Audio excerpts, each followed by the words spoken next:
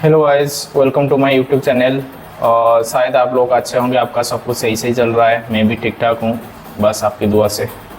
Okay, so last video में हम लोग डिस्कस कर रहे थे कि स्टॉक मार्केट है क्या, स्टॉक मार्केट में आप लोगों को क्यों इन्वेस्ट करना चाहिए। अगर आपने वो वीडियो नहीं देखा है तो मैं आई लिंक में मेरा आई बटन है, तो वहाँ पे जाके भी देख सकते हैं। सो आज हम लोग ये डिस्कस करने वाले हैं कि आईपीओ क्या है। आईपीओ है क्या? IPO means initial public offering. ये जो इनिशियल पब्लिक ऑफरिंग मतलब इनिशियल का मतलब क्या है, पब्लिक का मतलब क्या है, फिर ऑफरिंग कौन ऑफर करता है, ये सारी चीज़ आपको मैं बताता हूँ। ठीक है। आईपीओ जो है वो कंपनियाँ लाते हैं, जो भी प्राइवेट ऑर्गेनाइजेशन है वो लोग आईपीओ लाते हैं। ठीक है, एक ऑर्गेनाइजेशन आईपीओ लाते हैं। आईपीओ इसीलिए लाते हैं कि उनको पैसा चाहिए, बिजनेस एक्सपांड करने के लिए हो, या कोई मेंटेनेंस करने के लिए हो, या कोई न्यू प्रोजेक्ट आया इसके लिए पैसा चाहिए। तो बहुत सारे कुछ मोटा मोटी ये आप लोग समझिए कि आईपीओ इसीलिए होता है कि कंपनी को पैसा चाहिए। ठीक है, वो पैसा लेकर कंपनी कुछ भी कर सकता है, it's up to their part. So IPO means जब एक कंपनी पहली बार उनका जो शेयर है, शेयर मीन्स इक्विटी है, वो पब्लिक को देते हैं। ठीक है, for the first time through stock exchange. IPO means when a private company offers their equity और share to the public for the first time on a stock exchange. Okay, after the IPO मतलब IPO ख़त्म होने के बाद वो company register हो जाते हैं, मतलब पब्लिक लिस्टेड हो जाते हैं, और company becomes a public listed company. जब ये आईपीओ ख़त्म हो जाता है, ये कंपनी पब्लिकली लिस्टेड हो जाते हैं। ठीक है, मतलब एनएसई और बीएसई दोनों में स्टॉक एक्सचेंज में लिस्टेड हो जाते हैं। लिस्टेड होने के बाद कोई भी मतलब रिटेलर हो, इन्वेस्टर हो, उनका शेयर बाई सेल भी कर सकते हैं। ओके, आईपीओ रिलीज होने का रीज़न क्या है? आईपीओ रिलीज होने का रीज़न ये है कि कंपनी को पैसा चाहिए। ओके, कंपनी को पैसा चाहिए क्योंकि लेट्स से कंपनी के पास कोई नया प्रोजेक्ट आया है, कंपनी के पास पैसा नहीं है इसको फुलफिल करने के लिए। इसके लिए भी कंपनी पैसा रेज कर सकते हैं through from the public. Okay, और कंपनी का एनुअल मेंटेनेंस वगैरह, वो इसके लिए अगर पैसा नहीं है वो भी कर सकते हैं। या कोई इन्वेस्टर है, इन्वेस्टर का पैसा देने के लिए कंपनी जो है आईपीओ भी ला सकते हैं।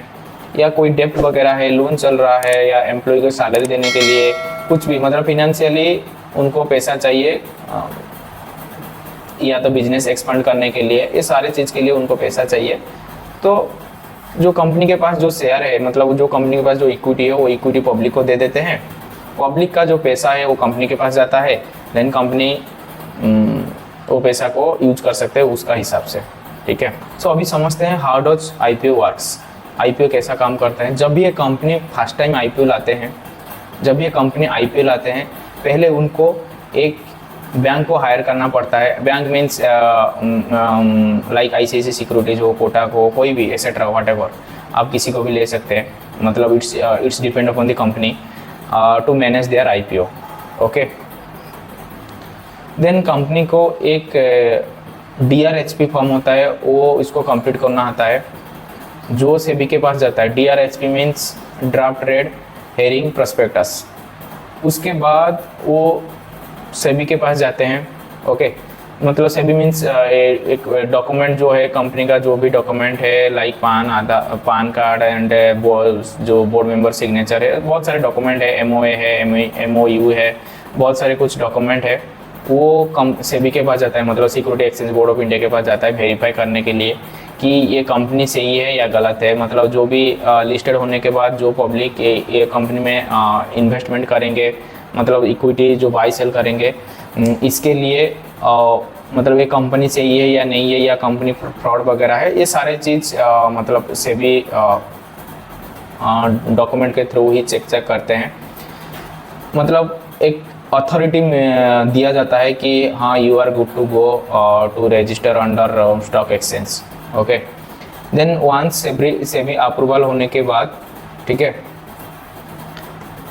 जो कंपनी का जो इक्विटी है, इक्विटी जो जितना परसेंटेज इक्विटी पब्लिक को ऑफर करने वाले हैं, इसके ऊपर प्राइस बैंड होता है, ठीक है। मतलब आईपीओ में प्राइस बैंड रहता है। मतलब क्या होता है ना, लेट्स से कंपनी 10,000 शेयर का इक्विटी दे रहे हैं, ठीक है। इसको बंडल में डिवाइड करेंगे कि इतना पैसा चाहिए हम लोगों को, 4 शेयर की या 10 शेयर पैसा चाहिए। तो अगर हम लोग एक शेयर को किसी भी एक अमाउंट मतलब फिक्स करते हैं, अगर वो अमाउंट लेट्स से 10,000 शेयर का उनके पास इक्विटी है, वो इक्विटी को पब्लिक को ऑफर करने वाले हैं, इसके बदले वो कंपनी को पैसा चाहिए। सेबी अप्रूवल के बाद जो सेक्शन आता है price band and lot sizing declaration. मतलब जो कंपनी है वो एक प्राइस रेंज डिसाइड करेंगे और इसके अंदर कुछ शेयर भी रहेगा, कुछ मतलब बंडल ऑफ शेयर रहेगा। मतलब लेट्स से 10,000 शेयर का शेयर है, 10,000 करोड़ का शेयर है, और वो तो एक जन तो लेना पॉसिबल नहीं होगा, तो इसको डिवाइड कर देते हैं एंड प्राइस रेंज भी सेट कर देते हैं। बेसिकली एक शेयर का प्राइस होता है 100 रुपीज़, 120, 150 ऐसा ही 100 to 150 के बीच रहता है। मतलब ऐसा नहीं कि इसके अंदर ही रखना है आपको बेसिकली, तो इससे ऊपर भी जा सकते हैं, 250, 200 ऐसा भी कुछ भी रख सकते हैं। मतलब it's up to you, okay, how much price you want.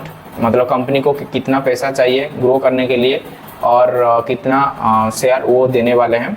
तो it's depend upon the company की प्राइस बैंड क्या रखा जाएगा। और ये जो लॉट साइजिंग होता है, ठीक है, लॉट साइज जो होता है, इसके अंदर कितना शेयर रहेगा, मतलब शेयर बंडल रहेगा, वो भी कंपनी के हिसाब से ही डिसाइड होता है।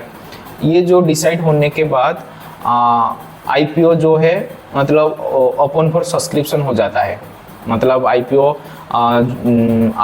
लिस्टेड हो जाते हैं ब्रोकरेज फार्म में, ठीक है। जितने भी इंडिया में ब्रोकरेज फार्म है उनको मिल जाता है कि आईपीओ उनका एप्लीकेशन में आ जाता है, ओपन फॉर सब्सक्रिप्शन हो जाता है, ठीक है। Price band and lot size declaration के बाद आता है ओपन फॉर सब्सक्रिप्शन, ओके, जो चाहिए पैसा तो कंपनी को, एंड जो भी रिटेलर हो या इन्वेस्टर हो या इंस्टीट्यूशन हो, फाइनेंशियल इंस्टीट्यूशन हो, वो लोग आईपीओ परचेज करके उनका जो पैसा है, ठीक है, लेट्स से एक बंडल में 15,000 का शेयर प्राइस है, ठीक है, एक बंडल का प्राइस है लेट्स से 15,000, ठीक है। तो वही हिसाब से जो भी लॉट साइजिंग अलॉट हुआ है तो वो पैसा कंपनी के पास जाता है, ओके।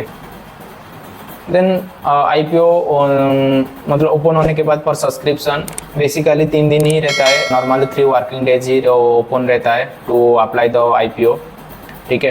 3 दिन के बाद क्या होता है ना, लेट्स से कंपनी है एमआरएफ, ठीक है, और एक कंपनी है ब्रिटानिया करके, मैं आप लोगों को समझाता हूँ। मतलब दोनों जो कंपनी है, दोनों का इंटरेस्ट अलग है, डिमांड अलग है, ठीक है। एमआरएफ का शेयर प्राइस देखिए और ब्रिटानिया का शेयर प्राइस देखिए। मैं कोई भी एक एग्जांपल ले सकते हैं, मैं किसी को कोई भी कंपनी को ये नहीं कर रहा हूँ, बस जस्ट फॉर एग्जांपल मैं आप लोगों को समझाता हूँ। मतलब जो दोनों कंपनी है, दोनों कंपनी का डिमांड अलग है, मतलब लोगों का देखने का तरीका अलग है, ठीक है। मतलब ब्रिटानिया ज़्यादा सेल्स करते हैं, लेट्स से एमआरएफ का सेल्स नहीं है, या एमआरएफ का सेल्स ज़्यादा है, ब्रिटानिया का सेल्स नहीं है, तो it's depend upon the demand, ठीक है। डिमांड के हिसाब से आईपीओ सब्सक्रिप्शन होता है और डिमांड के हिसाब से फाइनल प्राइस भी आता है। लेट्स से कंपनी ने सिलेक्ट करके दिया था कि एक प्राइस 100 रुपीज़, तो जब भी आईपीओ क्लोज होता है, ठीक है, आईपीओ सब्सक्रिप्शन जब भी क्लोज होता है, वो क्लोजिंग होने के बाद एक it's the final price, you know, for listed in stock market, it is completely depend upon the demand, okay. मतलब जितना डिमांड है उतना शेयर प्राइस आगे जाएगा। लेट्स से कंपनी ने फिक्स किया था 100 रुपीज़ और डिमांड बहुत ज़्यादा है, तो ये it may be registered on 110, 120 और इससे ऊपर भी हो सकता है, 150 या 180, 200 व्हाटएवर। अगर डिमांड नहीं है, कंपनी का डिमांड कुछ भी नहीं है, कंपनी को बहुत सारे लोग जानते नहीं है, पहली बार कंपनी ने लोगों ने पहली बार कंपनी ने सुन रहे हैं, तो शायद डिमांड नहीं है, तो इस वजह से प्राइस ऑल्सो डिक्रीज, मतलब कंपनी ने जो 100 रुपीज़ प्राइस सेट किया था वो भी घट सकता है। लाइक 80 में फाइनल प्राइस आके 80 में लिस्टेड हो सकता है, या इससे नीचे कुछ भी हो सकता है, ठीक है। सो depend upon the demand final price will be listed on stock exchange. Okay, आप लोग अगर चैनल में न्यू है तो मेरा वीडियो को लाइक, सब्सक्राइब और शेयर करके जाइए। Thank you so much, thank you.